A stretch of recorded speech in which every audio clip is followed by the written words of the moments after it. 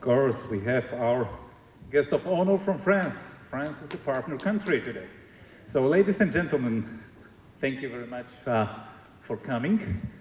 We have a great list of panelists with us, and very relevant question about European neighborhood. I think this is more than relevant, particularly when we were observing what was happening during the last weekend in Moldova, for instance, but not only. I have a pleasure to welcome to the panel three distinguished guests, and I hope that you will join me in welcoming them. To my right is Minister of Foreign Affairs of Lithuania, Mr. Kęstutis Budrys. Pleasure to have you with us. I could say that you represent a new union, where, like Ben represents the old union, and Ararat represents the future union. But we'll discuss about it, and we'll see if it's true and if it's achievable. So I said that to your right is Minister of Foreign Affairs of Armenia and a good friend, and he's a very experienced minister. And Ararat, I would say that you have quite big accomplishments on your duty. What we've seen recently in August in White House peace agreement between Armenia and Azerbaijan. I think this is something that wouldn't happen without skillful diplomacy in Armenia. So pleasure to have you, Ararat, with us.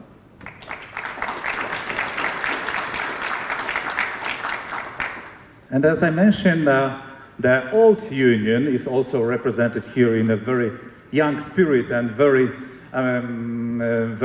promising, already very successful politician and good friend of mine, Ben Haddad. It's a pleasure to have you here, Ben. And it's not the first time that you are here. And each time you come, you get promotion. I don't know if it's because you visit Warsaw or is it work at home? Let's say that's because of coming to Warsaw. So maybe that's the reason why we have more and more prominent guests coming to the Warsaw Security Forum. But more seriously speaking, the question about European neighborhood policy, I would say, is more relevant than ever. Because these days, our values are tested. These days, our adversaries and sometimes also our allies are asking us what our unity, what our alliances are built on. Are they built on interests, or are they built on values, on both, or only just one of them? Sometimes when I hear about transactionist policy, I'm questioning, do we still have two pillars, the common interests and common values? And European Union, by the founding fathers, was built on those values. Also to avoid disagreements, also to avoid conflicts. And as I mentioned in the beginning, we have privilege to have with us representatives of three different perspectives of European integration. Old Union represented by Ben Haddad, the new union represented by Minister Budrys, and a future member of the European Union, potentially represented by Minister Mirzoyan, together with our Lithuanian colleague, of course. So let me ask a few questions to you based on those brief introductory remarks and perspective. So my first question will come to Ben, because you represent the old union.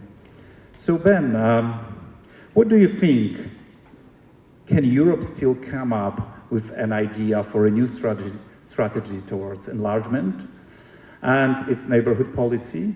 And I'm asking specifically you in the first place, because French voice was quite often very complicated in this manner. So what would you say as a representative of old union? Is it possible to have enlargement? You know, in my office, I didn't put much because it's a pretty precarious job, so you shouldn't get too attached to furniture. But I did bring one poster that I bought in Sarajevo a few years ago. And it says, "Europe, wake up, Sarajevo is calling you." And it shows Europe as a woman who's asleep with an EU flag on her pin. And unfortunately, I feel it's still very much relevant. 30 years ago, exactly this year, we had a genocide on European soil in Bosnia. And we, at the time, were completely unable to stop it. We had to bring in the Americans. I often remind people that Bosnia, the Western Balkans, is closer to France than Ukraine is, at the heart of Europe. And at the time, there was this, I think, denial. You know, there's one expression I don't like is when people say war is back on the European continent with Ukraine. The truth is it never left. We had the Cold War that divided Europe and left tens of millions of people behind the Iron Curtain and under Soviet totalitarianism. Then, of course, we had the Western Balkans in the 90s, then we had Georgia in 2008, then the annexation of Crimea in 2014. But we always, or at least some of us, convinced ourselves that it was sort of old hatreds resurfacing, that it was ancient history, anachronism, and that the path was, of course, towards peace and prosperity for Europeans. And there was a brutal awakening with February 24th, 2022. First, of course, the Russian war of aggression and our need to defend Ukraine. And 3.5 years into the war, we're still, I think, united and strong in our support, economic, like military, for the heroic Ukrainian resistance.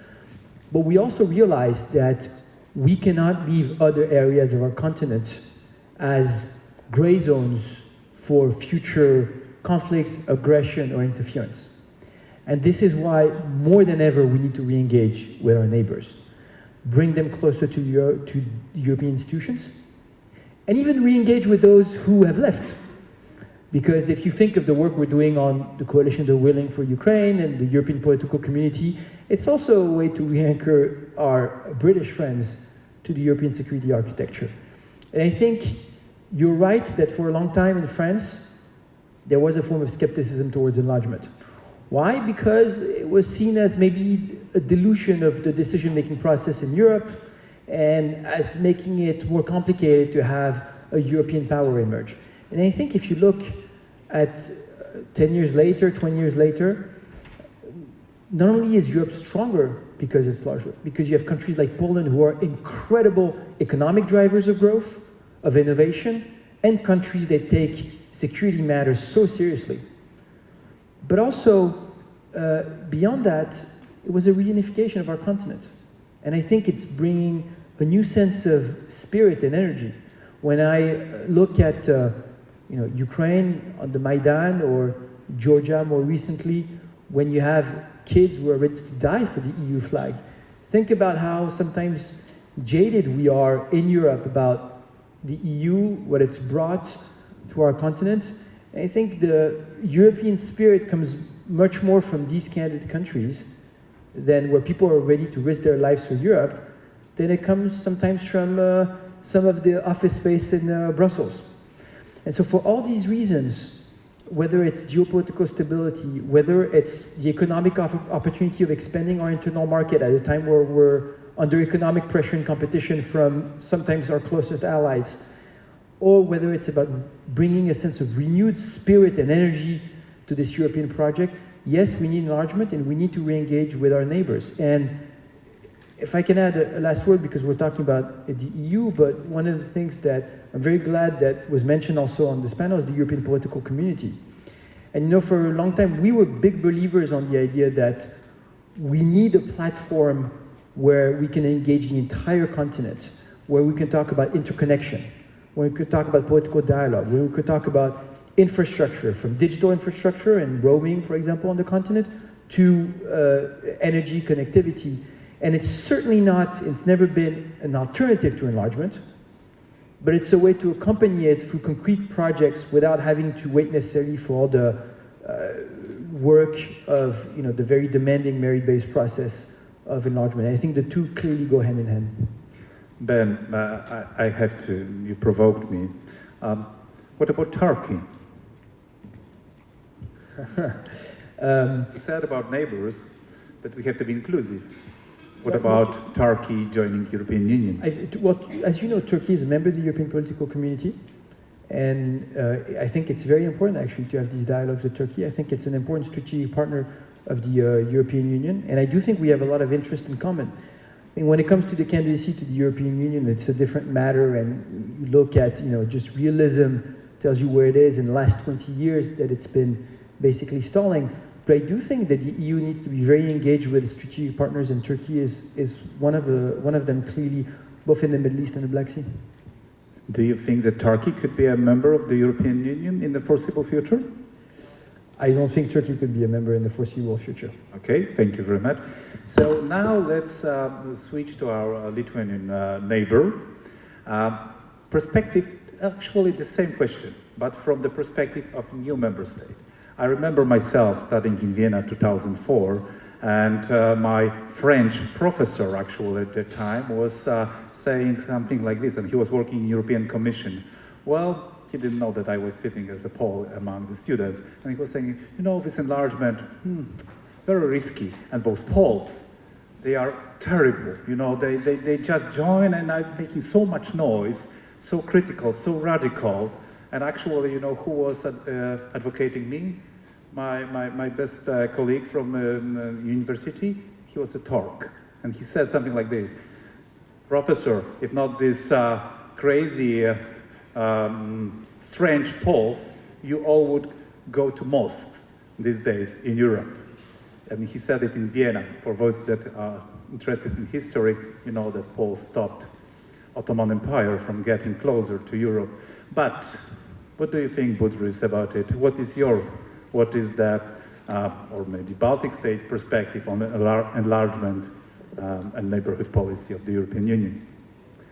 Thank you, Zbigniew. When you addressed me as the representative of New Europe or New European Union member, I feel like sometimes I'm addressed as a young man, but I'm all gray and I'm 45. So I'm asking myself, so when I won't be young anymore? So same with the new member. 21 years of membership, still new member. So you see, it's a long way even after the membership to be admitted as the old one. But without joking and remembering this division, the new and old members, and we remember that was Iraq, and there were some of the remarks coming to the new members actually of EU and NATO. Then it was the clear division, at least as it was described, towards the approach to the United States, towards approach to Russia, towards approach to the other continents and other countries, and it was different.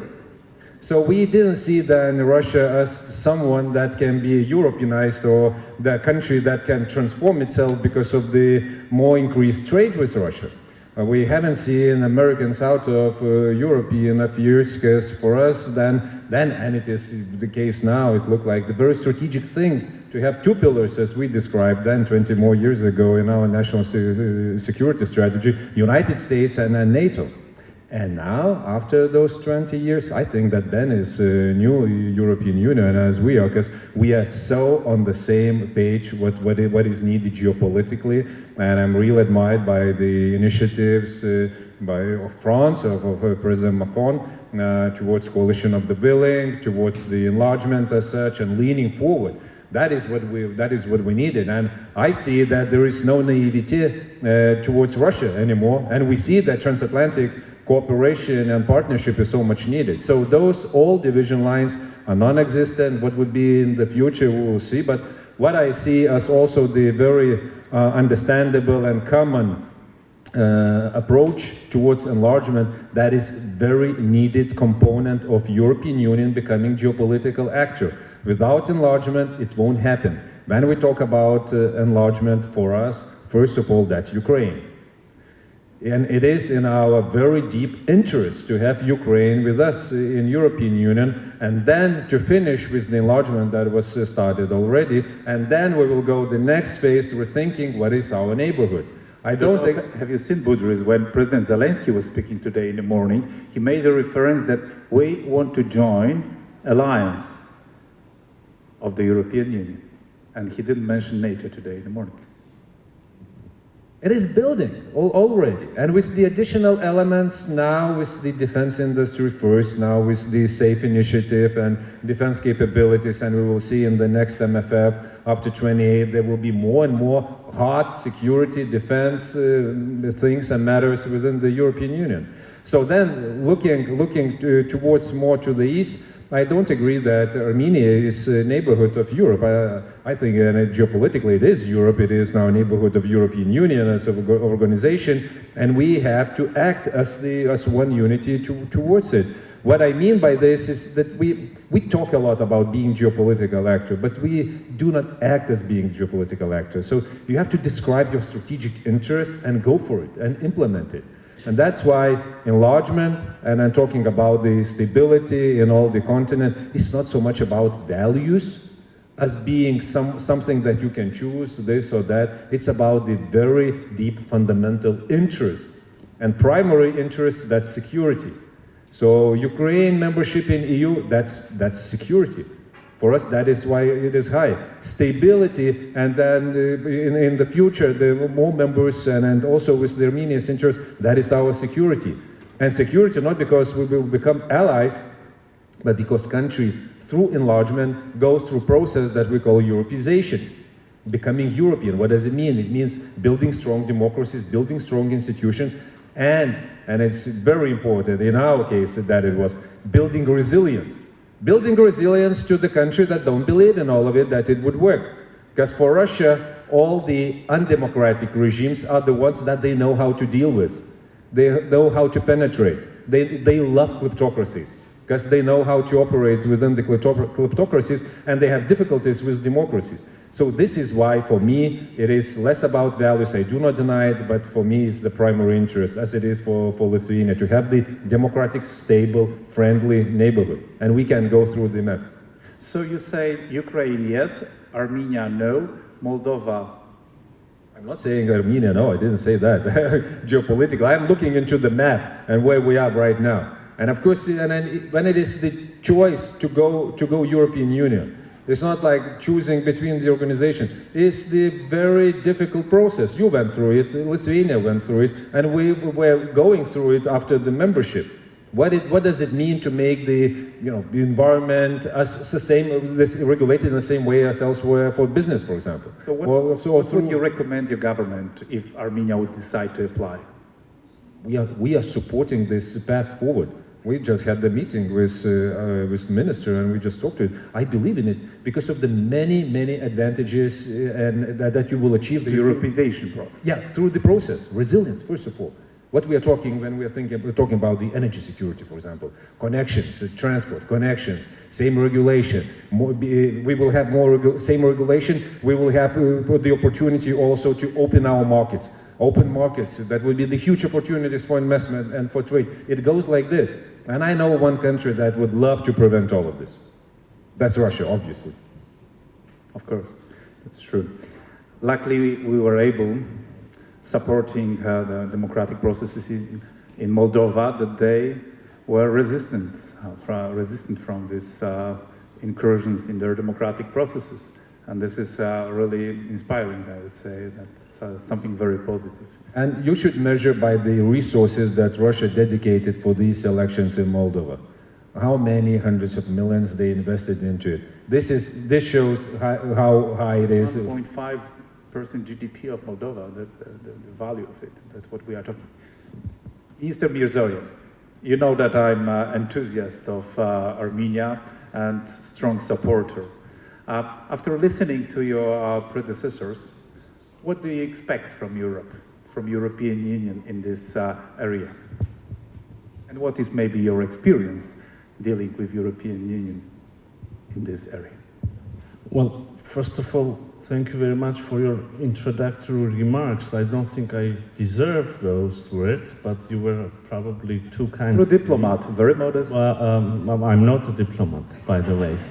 I don't have any diplomatic background. So I'm sorry to say this, dear colleagues. I think there is certain confusion here. We speak about old EU. Well, first of all, are we speaking about Europe or the European Union? These are different things. Because when you speak about European Union, we can be the potential member, the next one. If you speak about Europe, then Minister is absolutely right. We are in Europe equally as you. We also spoke a little bit about new Europe and old Europe.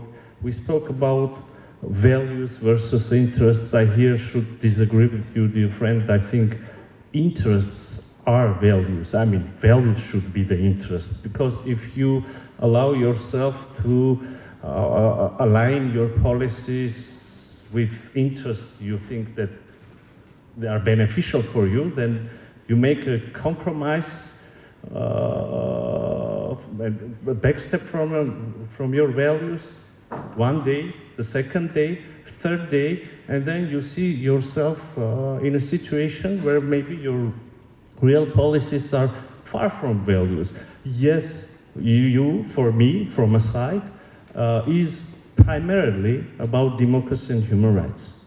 If you make compromises, if you close your eyes about the, I don't know, situations regarding human rights in this country and then the other one, then well, at least EU will become less interesting for me personally. I mean, less attractive for me personally. And in this sense as well, Armenia is even EU in this sense, in sense of democracy. We have already, yes, unexperienced democracy, but we are already an acknowledged democracy. And of course, we will be continuing our democratic reforms. So this dilemma of interests versus values is a trap, I think, is an artificial positioning of the question. Mr. Mirzorian, let me just give you a hint what I had in mind saying that. I'm sorry if you... Sorry for me, because I maybe was not precise. You know, I was making reference to the American foreign policy these days, to the speech of J.D. Vance in Munich at the Munich Security Conference, when he said that Europe is a source of problems for Europe. And when US government decided to dissolve US aid and abandon soft power of US, it was, in my opinion, a bit betraying the values that US was built on and focusing on transactionism and just interests. But in this transactional policy, the risk is that someone could make a better offer. And then you are in a menu. Exactly what I'm talking about. You are in a menu, and for a smaller countries, it's pretty risky to be in this very transactional relation. But just, sorry, it was just an explanation. I am sorry for if I got additional confusion here. But yes, you're right. Lots of things are going around Europe's strategic neighborhood. And yes, we can start from the United States. We see that the strongest ally and partner and friend of EU and EU member states, now they have, on very critical issues, they can have slightly or fundamentally different opinions. So this makes, I think, and again, this is aside from aside, this makes EU rethink many things. For instance, increase the sovereignty. This may be, and build some institutions which can give additional confidence to EU as a union. If you look to the east, Europe sees itself as at high risk when it comes to the war in Ukraine. I saw the news recent days about the violation of airspace. So many things are going around EU and Europe, and there are very important things to rethink, at least reassess. But not. I don't want to focus only on the negative things. There are also positive processes happening in the world as well. And here I would like to focus on South Caucasus. on Armenia. We just established peace with Azerbaijan. It was declared in Washington. Also, the ministers, the declaration of peace was signed between my prime minister and president of Azerbaijan. The declaration was witnessed and signed also by President Trump. In parallel, we, the ministers, we initiated the peace agreement between Armenia and Azerbaijan. We agreed upon recognizing each other's territorial integrity, the borders. We agreed upon general principles in frames of which the transport infrastructure should be unblocked between two countries. So I'm saying this to show, this declaration and establishment of peace between Armenia and Azerbaijan is not merely, it does not merely mean stability or elimination of a gray zone in close neighborhood of EU. It also provides some new economic trade opportunities. Imagine when the railway connection is re-established between Armenia and Azerbaijan, this will have significance not only that part of the world, but to a much larger region, including EU. But again, it's not the limit. Establishment of peace in South Caucasus provides South Caucasian countries to strengthen their sovereignties, to decrease their dependence from other major capitals, and gives us opportunity to have, for instance, foreign policies. I would be very specific. We in Armenia, we could adopt in the National Assembly a law making the EU accession a mandatory policy of the government of Republic of Armenia. So from our side, there is a political will, there is a decision fixed, constituted in a law, and now the EU colleagues should decide.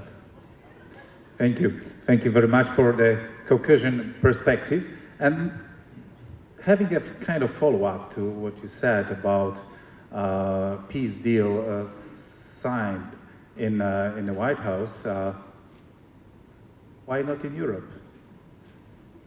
We could we say on many occasions that we have like new momentums for Europe. Even when we decide to talk about European autonomy, there is no. We can talk about it different way when we were using this phrase like a decade ago. Then it was usually mainly a French narrative about a bit of autonomy from US. Right now we are talking about Europe on its own simply being self-sufficient because the realities are like that. And it's not necessarily anti-American. It means that we need to take care about our own security. So on one side we say that we have a momentum for Europe, but on another side, we have this war, which is happening in our neighborhood, which is somehow a reaction. Supposedly this is the Russian propaganda, that it's a reaction to the promotion of European values or European style of life. Do you think that right now, when we have this war at our border, it's easier to promote European values? And do you think that currently we are winning with Russia in these narratives? When you are if you are following Russian narratives, you would see yourself as the losers. We are done here, and it's nothing to do for us, and that's only United States left on the Western side. So I wouldn't fall into it. Because for Lithuania, we were decades of the lost country, and it's like absolutely backyard of Europe that has nothing to do with success. But it is an opposite. So of course we are, presented in the light that Russia needs for itself. I think that this is it was the momentum and still is the momentum for Europe. More opportunity than something that would provide the outcome inevitably. No, we have to use this opportunity for stronger decision making, and we cannot allow ourselves to lose our focus. And the focus for Europe's security in upcoming years, that is in Ukraine. Absolutely. If we are not if we are not achieving the long-lasting peace in Ukraine, if Ukraine is not going into EU, we cannot speak about the enlargement, seriously. It won't happen, because we will have more problems internally. So I think this is the top priority. On the other hand, it doesn't mean that we shouldn't work in many directions. And one of the countries that we are not mentioning, but it is hanging in the air when we are talking about the South Caucasus, that is Georgia, where they are. And we have the candidate country with association agreement, and with democracy going down and deteriorating fastly. And one of the reasons was that we missed the momentum, and it was there for Europe to act. We thought, maybe it's okay. No, it's not okay, and we see how it escalates into that direction. So I think we have to be aware, we have to be vigilant, and we have to act united. And here we are on the different, absolutely, pace than the United States. They have the centralized decision-making process. On our side, it is complicated. We even need the United States to make our sanctions policy more robust. We need the United States to convince some of our European partners about the energy imports from Russia. This is how we fail on some of the strategic elements right now. So if we are not using this opportunity, that will be more and more difficult to mobilize ourselves. Thank you very much, Budris. Ben, well, in Armenia, this is your government that is trying to help with the modernization of Armenian army. You are present there. You are trying to help them in their navigation towards Euro-Atlantic community. But at the same time, as I mentioned before, Armenia and Azerbaijan, they decide to look for American support, not European countries' support when signing a peace agreement. Do you think that this is, it should be frustrating for Europeans that it's not, it didn't happen in Brussels, for instance, or Paris? No, look, we support the peace agreement that was signed with the US administration. And I think, it's a testament actually to the courage of the Armenian government that's been into a very difficult situation over the last few years and has continued to engage courageously in diplomacy and looking for peace, and also continue to engage in reforms.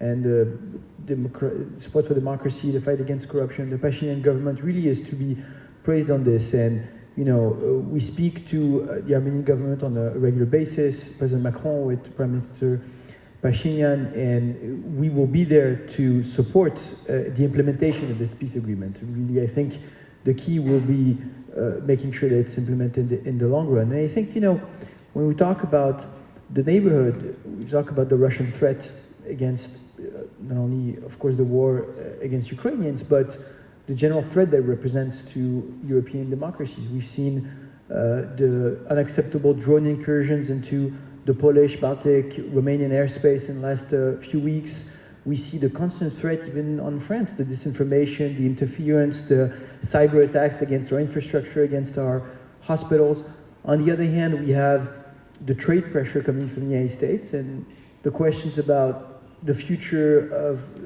the security relationship with the US in the long run.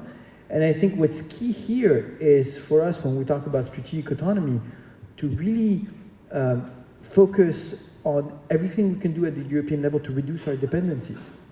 And this is where, not only at the EU level, but of course, with the neighborhoods, the candidates, the different countries of the European continent, in terms of reducing our energy dependencies, of supporting our innovation sector, our tech, think about AI, quantum, green tech, space, of deepening the single market. I think this is where our continent is an incredible source of resources and opportunity if we want to grow and assume ourselves as a power and reduce our dependencies to others. And by the way, because you were talking about the question of whether autonomy was against or not the US, we never saw it as against the US.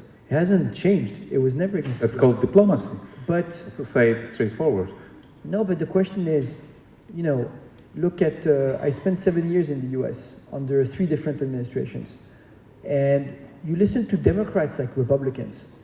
They ask Europeans to increase their defense spending, to take more ownership of their own security, to rise. And I'm convinced that as we have not only a EU, but a European continent that takes more ownership of its own history, of its own strategic identity, that's the way we will reshape and rebuild a transatlantic alliance. They'll be more mature and more balanced, and that will be beneficial for both sides of the Atlantic.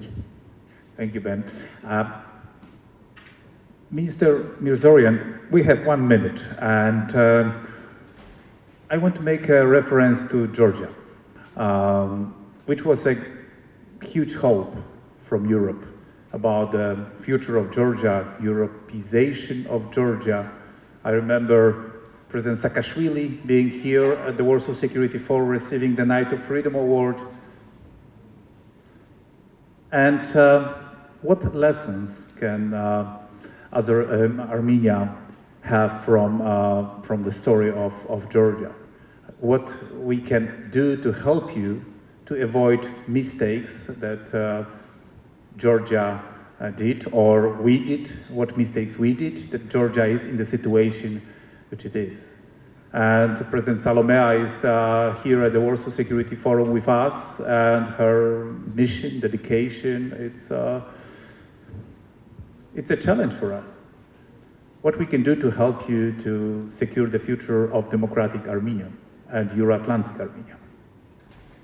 Well, the fact is that no one cancelled Georgia's status of candidate, neither Georgians nor EU.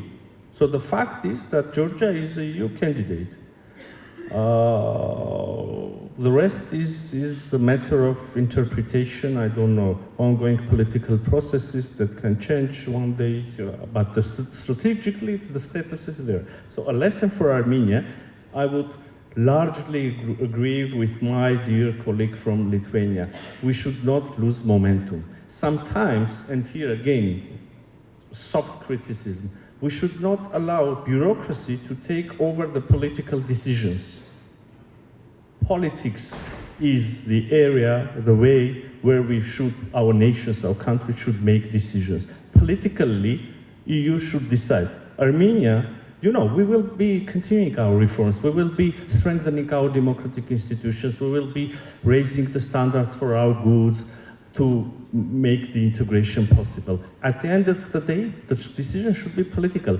If you, as EU, let us in, then all of us, we will benefit. If you say no to us, then we will still have reformed political institutions. We will benefit from it as well.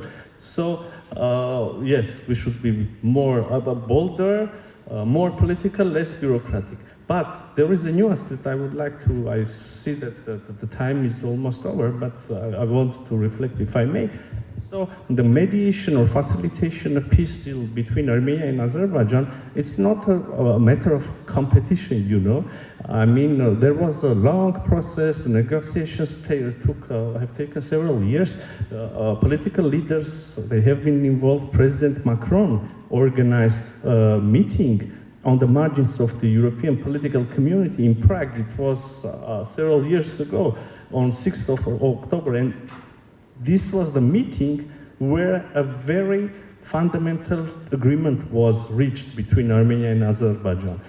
Agreement about acknowledgement of territorial integrity of each other on the basis of 1991 Alma-Ata Declaration, which in its turn means that Armenia is in the borders between Soviet Armenia and Soviet Azerbaijan now are recognized, re-acknowledged as borders between current Armenia and current Azerbaijan. This was the fundamental milestone accomplishment. And is it the next European Policy Committee taking place in Armenia?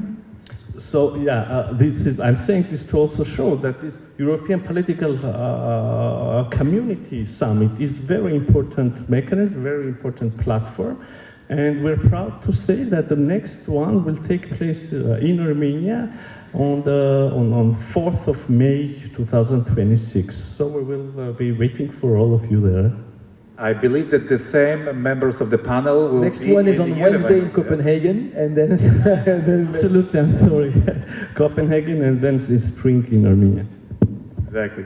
So thank you very much to all of you, and I truly believe that we should continue this discussion in Yerevan during the European Political Committee, or Yerevan Dialogue that we have as Pulaski Foundation pleasure to be a partner. So we invite all of you to visit Yerevan, and I think it would be the gesture and proof in action that we are open for our neighbors and we support them, particularly when they take brave steps towards Euro-Atlantic community to share the same values. And I think this is the role that we have, not to leave them alone in this effort, because it's a difficult path, complicated, and they need our political and all the other ways of support. So thank you very much, and I hope that you will join me in applauding our great families.